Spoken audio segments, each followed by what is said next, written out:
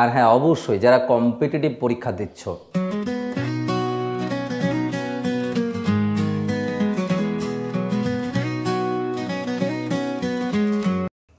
এই ভিডিওটা সম্পূর্ণ একটা রিকোয়েস্টের ভিডিও।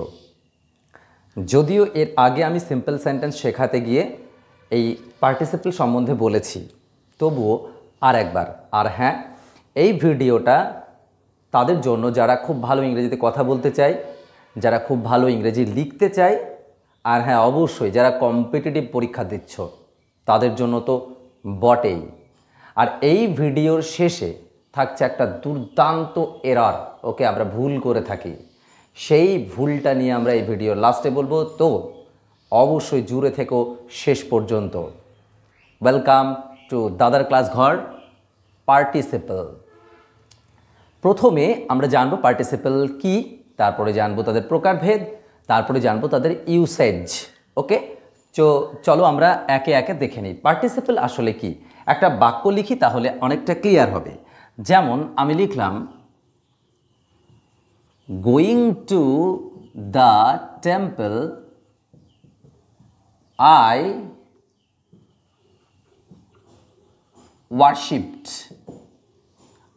ওয়ারশিপড। মন্দিরে গিয়ে আমি পুজো করলাম, আই ওয়ারশিপড। এইখানে যদি বাক্যটাকে আমরা এইভাবে দেখি তাহলে দেখব সাবজেক্ট ভার্ব। তাহলে এইখানে এই যে গোয়িং টু দ্য টেম্পল, মন্দিরে গিয়ে, এইটাকে কি বলবো? এটা কি? এটাই হচ্ছে পার্টিসিপল। এই পার্টিসিপলের মধ্যে দুটো ইম্পর্ট্যান্ট জিনিস আছে।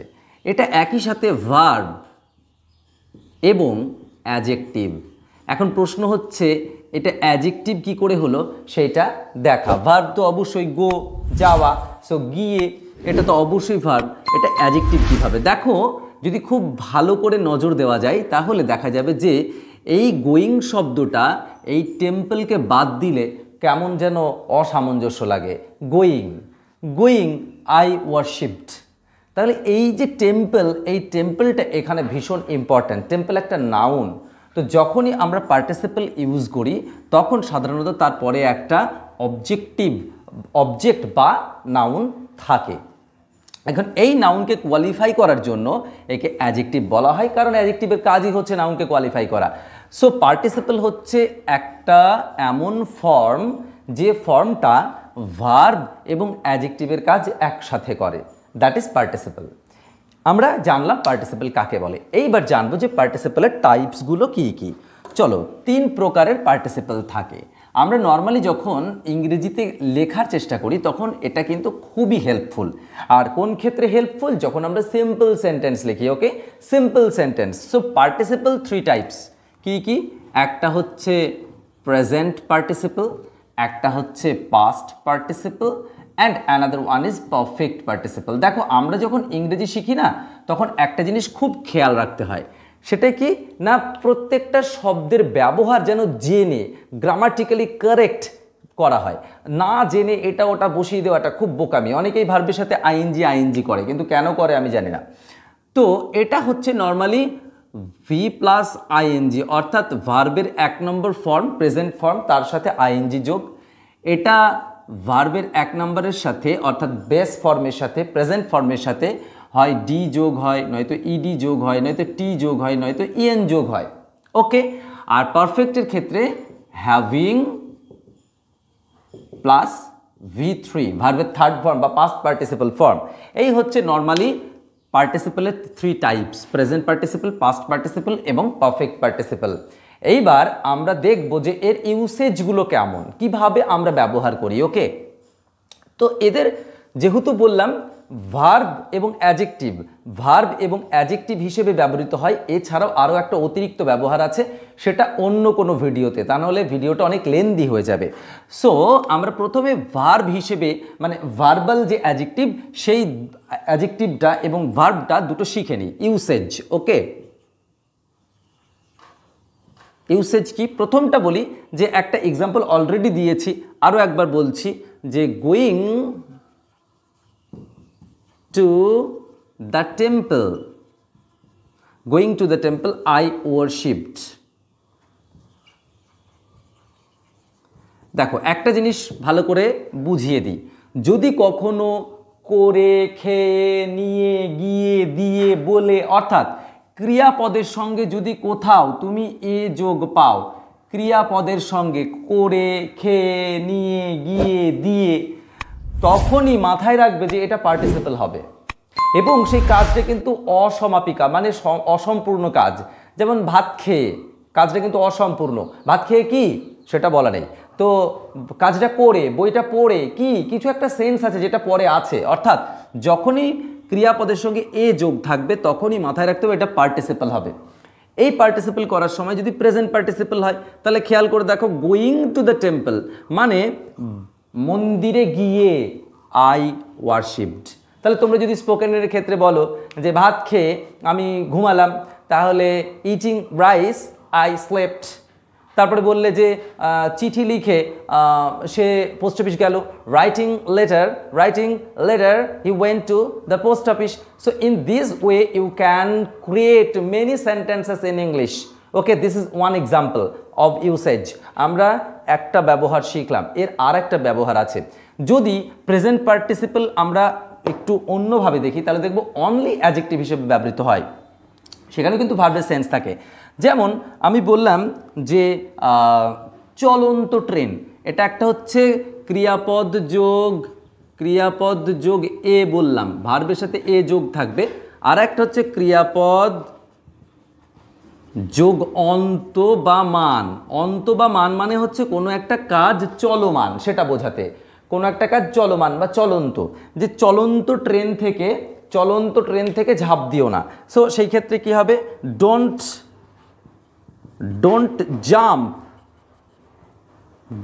Jump from the running train. এই যে খেয়াল করে দেখো, তাহলে এইগুলো আমরা এখানেও ভার্বের সাথে আইএনজি যোগ করলাম, এখানেও ভার্বের সাথে আইএনজি যোগ করলাম। রানিং ট্রেন মানে চলন্ত ট্রেন। তারপরে বললাম don't throw stone to the running bird. Okay, crying baby, okay, rolling stone, these are all examples. Okay, এগুলো সবই অ্যাডজেক্টিভের ব্যবহার, আমরা অ্যাডজেক্টিভ হিসেবে ব্যবহৃত করতে পারি।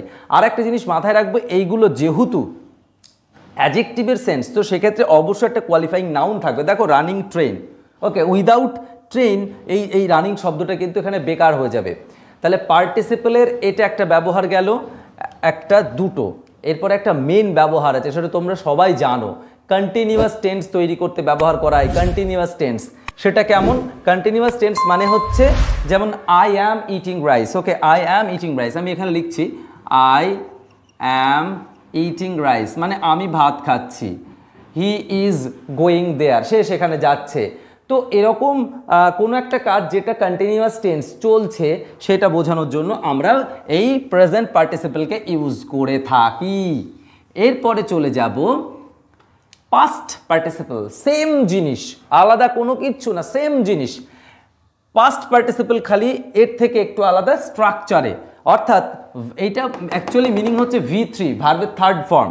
যেমন এই বাক্যটাকে যদি আমি ঠিক করে লিখি যে গোয়িং টু দ্য টেম্পল, আমি এখানে এরকম করতেই পারতাম যে গান টু দ্য টেম্পল, তারপরে যা আছে তুমি বসাতে পারতে, তারপরে আই ওয়ারশিপড বা যা আছে তুমি তাই বসাতে পারতে, আই ওয়ারশিপ। এখানে তুমি করতে পারতে যে eaten rice, he went to the post office. So এইগুলো হচ্ছে একই ব্যবহার, একই রকমের ইউসেজ, খালি ফর্মটা আলাদা। এখানে ফর্ম হচ্ছে ভার্বের সাথে আইএনজি, আর এখানে ফর্ম হচ্ছে ভার্বের সাথে ডি, ইডি, টি, ইএন ইত্যাদি। এখানেও কিন্তু সেই ক্রিয়াপদের সঙ্গে এ যোগ হবে। যেমন এইটার মানে হলো ভাত খেয়ে সে পোস্ট অফিসে গেল। ওকে, সো দিস অ্যাকচুয়ালি মানে প্রেজেন্ট পার্টিসিপল এবং পাস্ট পার্টিসিপল সিমিলার, শুধু স্ট্রাকচারালি এরা আলাদা।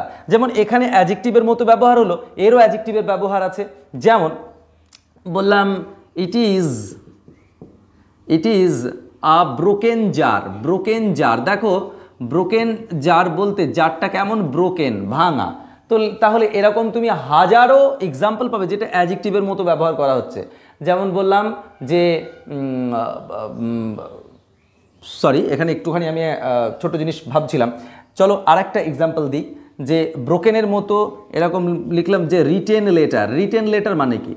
রিটেন লেটার, এই রিটেন লেটার মানে হচ্ছে লেখা চিঠি। তারপরে বললাম যে নোন, নোন ফ্যাক্ট মানে জানা বিষয়। নোন ফ্যাক্ট, ফ্যাক্টটা কেমন? Known fact. সো একই রকমের ব্যবহার, দেখো একই রকমের ব্যবহার, তোমরা এর আলাদা কিছু পাবে না। এই ক্ষেত্রে হচ্ছে যেটা রানিং, চলছে, চলমান, আর এটা অলরেডি ডান, অলরেডি ডান করা হয়ে গেছে, এবং সেটা কিন্তু অ্যাডজেক্টিভের মতো ব্যবহার। ফ্যাক্টটা কেমন? Known fact. ওকে, সো আমি যথেষ্ট চেষ্টা করলাম তোমাদেরকে এটা বোঝানোর জন্য যে প্রেজেন্ট পার্টিসিপল এবং past participle both are similar.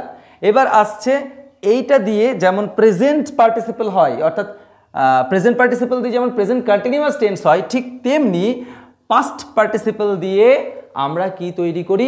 দুটো জিনিস তৈরি করি। একটা হচ্ছে পাস্ট ইনডিফিনাইট টেন্স তৈরি করি, আর একটা হচ্ছে পাস্ট মানে পাস্ট ইনডিফিনাইট এবং পারফেক্ট টেন্স তৈরি করি। পারফেক্ট টেন্স তৈরি করতে গেলে কিন্তু এটাই লাগে, তুমি যে কোনো পারফেক্ট টেন্স, অর্থাৎ আমি এই দিকটাই লিখছি, দেখো বললাম আই হ্যাভ লার্নড ইংলিশ।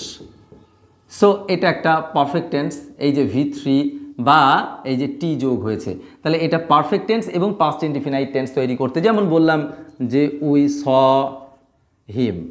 তো এই পাস্ট ইনডিফিনাইট টেন্স তৈরি করতে আমাদের কি লাগে না, এই V3 বা ভার্বের, সরি এই জায়গাটায় এই এক্সাম্পলটা একটু না করে আমরা এরকম উই সেন্ট হিম করলাম। উই সেন্ট হিম, স করলে V2 হয়ে যাচ্ছে, V3 হচ্ছে না, উই সেন্ট হিম। ওকে, এই ক্ষেত্রেও কিন্তু আমরা সিমিলারলি পাস্ট ইনডিফিনাইট এবং পারফেক্ট টেন্স তৈরি করতে পারি।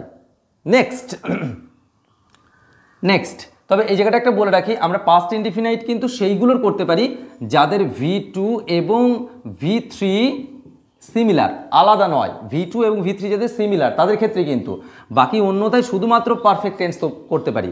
এবার আসছে যে perfect participle. Perfect participle having V3 মিনিংয়ের দিক থেকে সেম, এটাও যা এটাও তা।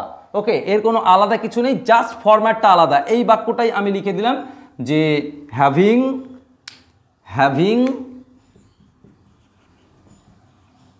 gone to the temple I worshipped। দেখো এই জায়গাটাতে খালি স্ট্রাকচারালি এই পোর্শনটা ডিফারেন্ট, বাকি সব সেম, বাকি সব সেম। অর্থাৎ আমরা বুঝতে পারছি যে প্রেজেন্ট পার্টিসিপল, পাস্ট পার্টিসিপল এবং পারফেক্ট পার্টিসিপল এরা কিন্তু সিমিলার। আর হ্যাঁ, এর কিন্তু এই এদের মতো অ্যাডজেক্টিভের যে ব্যবহার সেটা কিন্তু নেই, অ্যাজ অ্যান অ্যাডজেক্টিভ এর ব্যবহারটা কিন্তু নেই। এইবার তোমাদের বলেছিলাম যে ভিডিওর লাস্টে একটা অবশ্যই টিপস দেব, সেটা কিন্তু এবার দেখার পালা। চলো আমি জাস্ট এই জায়গাটা দেখিয়ে দিচ্ছি। আমি বললাম standing on the gate the snake